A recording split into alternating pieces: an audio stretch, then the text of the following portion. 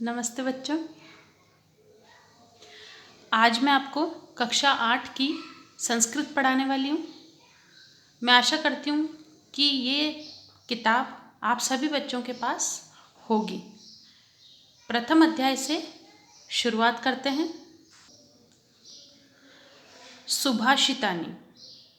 सुभाषित शब्द सु, धन, भाषित इन दो शब्दों के मेल से संपन्न होता है। सु का अर्थ सुंदर, मधुर तथा भाषित का अर्थ वचन है। इस तरह सुभाषित का अर्थ होता है सुंदर, मधुर वचन। प्रस्तुत पाठ में सूक्ति मंजरी, नीति शतकम, मनुस्मृति, शिशुपालवधम, पंचतंत्रम से रोचक और विचारपरक श्लोकों को संग्रहित किया गया है। गुणा गुणगेषु गुणा भवन्ति, ते निर्गुणं प्राप्य भवन्ति दोषाः। सुस्वादुतोया प्रभवन्ति नद्यः, समुद्र मासाद् भवन्त्यपेयाः। अर्थात गुण गुणवान व्यक्तियों में गुण होते हैं, किंतु गुणहीन व्यक्ति को पाकर वो गुण भी दोष बन जाते हैं। गुणा गुणगेषु गुणा भवन्ति। गुण गुणवान व्यक्तियों में गुण होते हैं। ते निर्गुणम प्राप्य भवन्ति दोषा। किंतु गुणहीन जो व्यक्ति होते हैं वो गुणों को पाकर भी उनके जो गुण होते हैं वो दोष में बदल जाते हैं। सुस्वादुतोया प्रभवन्ति नद्यः। नदियाँ स्वादिष्ट जल से युक्त ही पर्वत से निकलती है। समुद्र मासात् भवन्त्यपेया। किंतु समुद्र तक पहुंचकर वे पीने योग्य नहीं रहती। अर्थात समुद्र का जल खारा होता है, तो मीठी जल से युक्त नदियाँ होते हुए भी, मीठे जल से युक्त नदियाँ होते हुए भी जब समुद्र के खारे पानी में मिलती है तो उसका जो जल मीठा होता है वो भी खारा बन जाता है। तो इसका अर्थ ये है कि संगति से जो गुण होते हैं वो विकसित होते हैं, किंतु कुसंगति में वही जो गुण होते हैं, अर्थात संगति में गुण विकसित होते हैं किंतु कुसंगति में वही गुण दोष स्वरूप बन जाते हैं। साहित्य संधि तकलाविहीनम साक्षात् पशु पुच्छ विषाणहीन, तृणम न खादनपि जीवमानः, तद्भाग ध्येयम परमं पशुनाम। अर्थात साहित्य, संगीत व कला कौशल से हीन व्यक्ति वास्तव में पशु के समान होता है। ऐसा पशु जिसके न पूँछ है और न सींग है और न ही वह घास खाता है, परंतु फिर भी वो जीवित है। साक्षात पशु पुच्छ विषाणहीन है, तृणम न खादपि जीवमानः, तद्भाग ध्येयम परम पशुनाम। वह तो पशुओं का परम सौभाग्य है कि वह, अर्थात उस असभ्य पशु समान मनुष्य की बात यहाँ पर हो रही है कि वो घास फूस न खाकर अपितु स्वादिष्ट व्यंजन खा रहे हैं।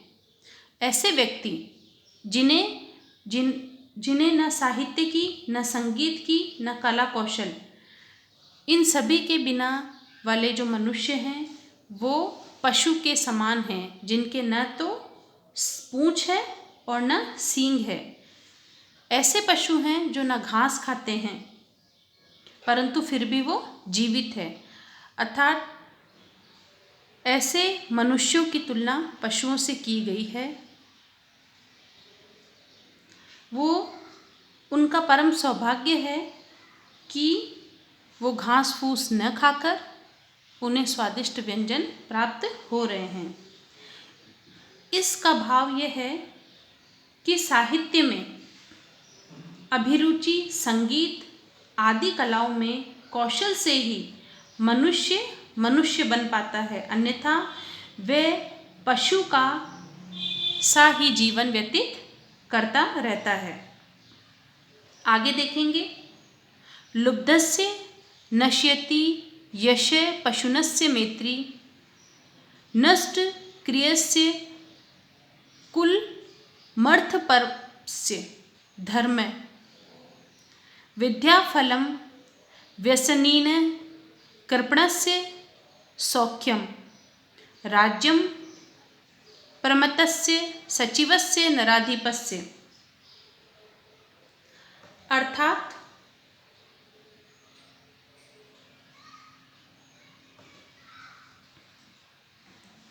लुब्धस्य नश्यति यशः पशुनस्य मैत्री, अर्थात जो लालची व्यक्ति का यश, चुगलखोर की दोस्ती, कर्महीन का कुल, अर्थ धन को अधिक महत्व देने वाले का धर्म अर्थात धर्म परायणता, बुरी आदतों वाला का विद्या का फल अर्थात विद्या से मिलने वाला लाभ, कंजूस का सुख और प्रमाद करने वाले मंत्री युक्त राजा को राज्य सत्ता नष्ट हो जाती है।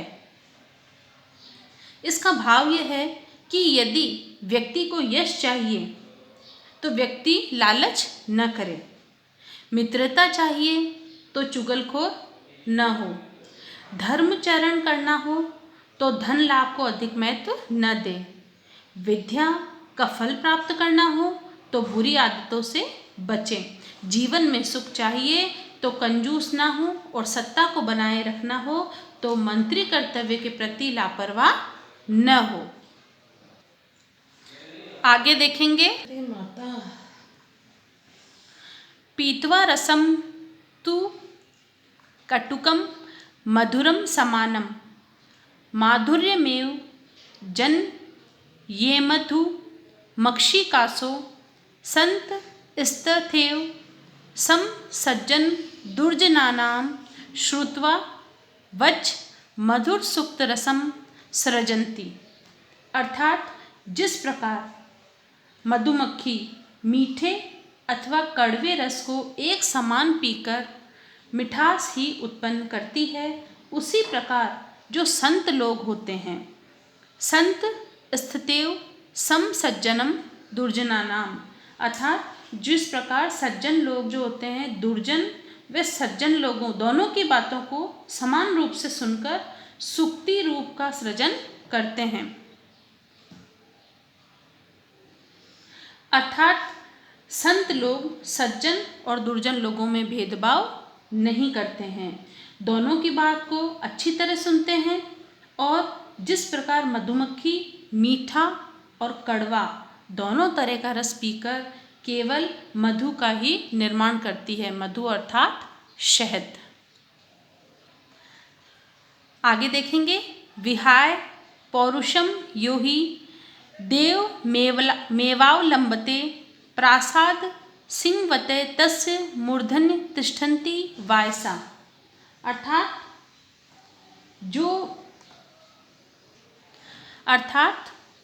जो व्यक्ति निश्चय से पुरुषार्थ अर्थात मेहनत या परिश्रम छोड़कर भाग्य का सहारा ही लेते हैं, महल के द्वार पर बने हुए नकली सिंह अर्थात शेर की तरह उनके सिर पर भी कोए बैठते हैं। अर्थात व्यक्ति को कभी भी अपने भाग्य पर निर्भर नहीं होना चाहिए, बल्कि सदैव अपना पुरुषार्थ करते रहना चाहिए, अपना मेहनत करते रहना चाहिए, अपने कर्म करते रहना चाहिए। भाग्य पर भरोसा करने वाला ऐसा व्यक्ति सदैव दिखावा ही करता रहता है। आगे देखेंगे, चिंतनीया पुष्प पत्र फलच्छाया मूल वल्क लदारुभि धन्य महिरुहा येषां विमुखम यान्ति नार्थी।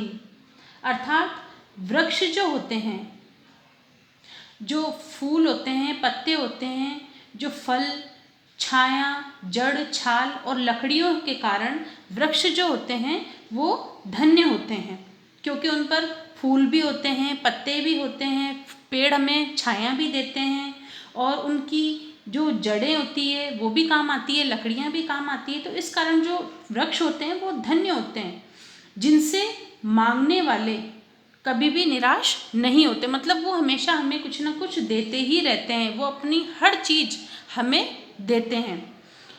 इसका अर्थ ये है कि जो वृक्ष होते हैं सदैव परोपकार करते हैं, वे अपने शरीर के अंगों से सदैव लोगों का भला ही करते हैं।